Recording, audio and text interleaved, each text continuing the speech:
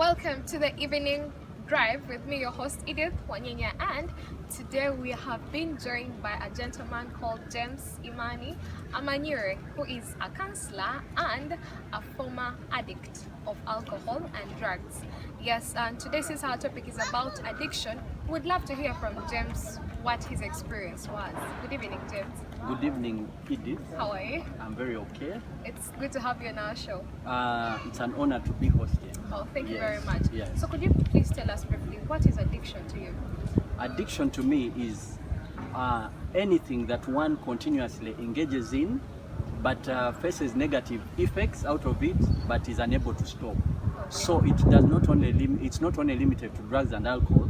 It's any habit that you are engaged in but unable to stop regardless of the negative effects on your life. Oh, thank you, Yes. James. Yeah. So we would love to hear your story of how you got in and Yes. out Yeah. of drug addiction. Briefly, I'll say I had a low self-esteem. That was one of the issues. Then later, I did not have enough time, I believe, with my parents. I was not so free to share with my parents. That, of course, left me depressed and empty and sad. Then later, of course, I met peer pressure. And these wrong friends, to me, I felt they showed me love, but the only way they could show us love was through the negative habits.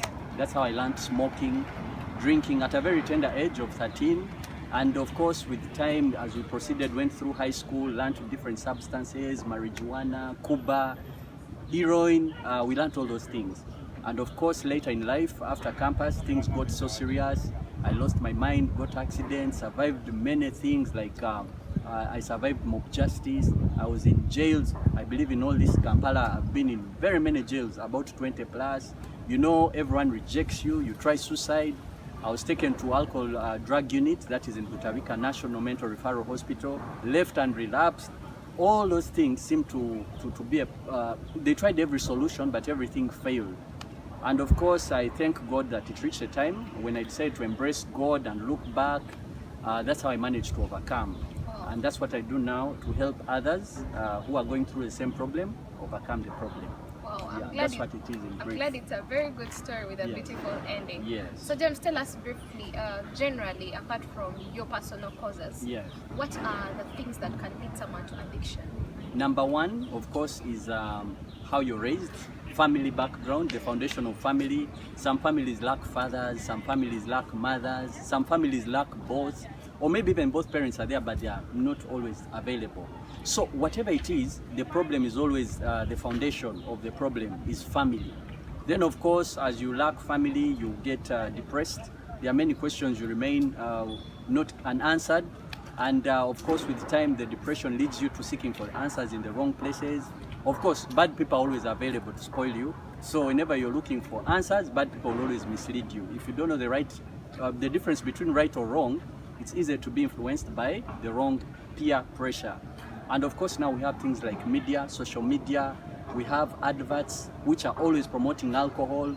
We have lack of enforcement of the law. Some of these drugs are sold on the shelves in supermarkets.